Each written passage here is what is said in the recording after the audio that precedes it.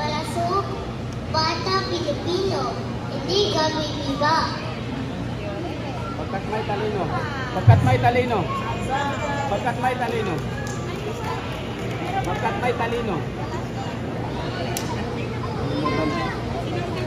Okay, ang ating sunod na lakan.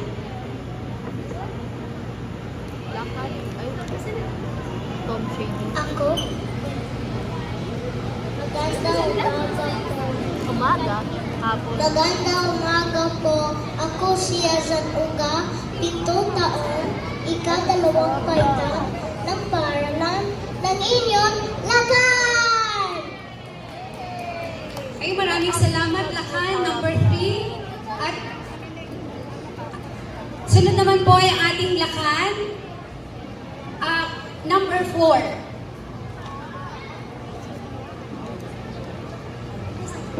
Magandang hapon sa inyong lahat. Ako po ay si Ezekiel Sofia Alcaraz.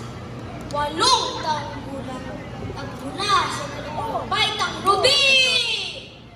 Naniniwala ako sa kasabihan, sabi ni Dr. Jose Rizal, ang hindi marunong magmahal sa sariling wika ay higit pa sa amoy ng malansang isda.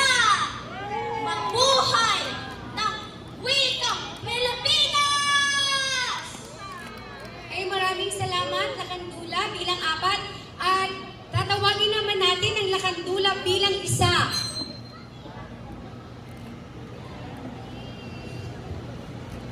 Magandang hapon po sa inyong lahat.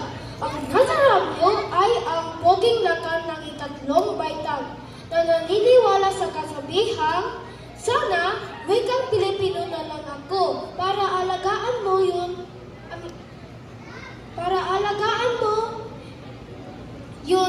tulad ko na naging tapat sa'yo.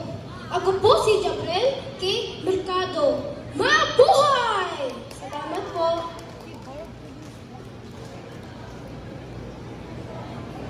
Okay? At ngayon naman po ay ang mga lakambini mula sa kategorya B. Lakambini number 1, Aliana.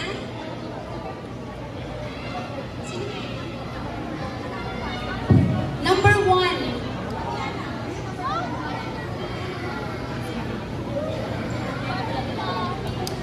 Magandang hapon po sa inyong lahat.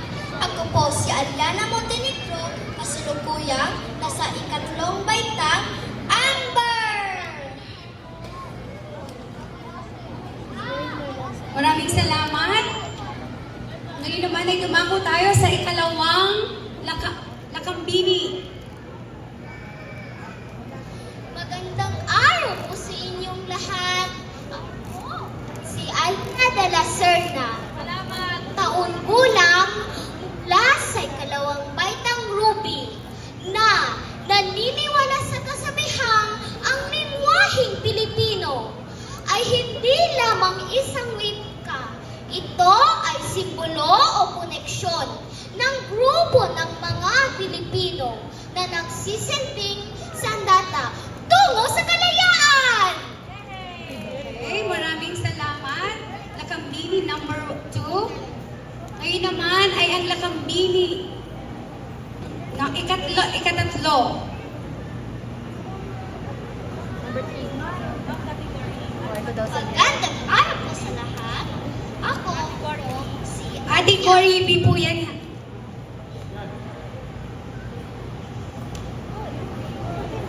Magandang araw po sa lahat. Ako po si Alia Bimar Rosales.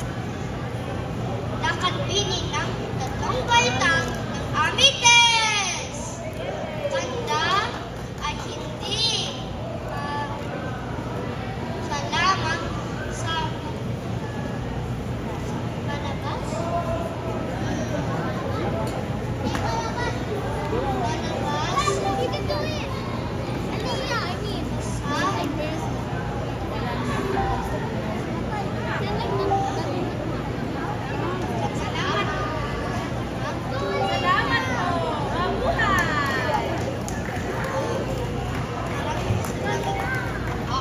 maraming salamat. Maraming salamat. So yun po ang ating kategorya B. At ngayon naman po ay dadako tayo sa kategorya C. Ika-4 hanggang ika-6 na baitang. Kategorya C, Lakan. Bilang 1.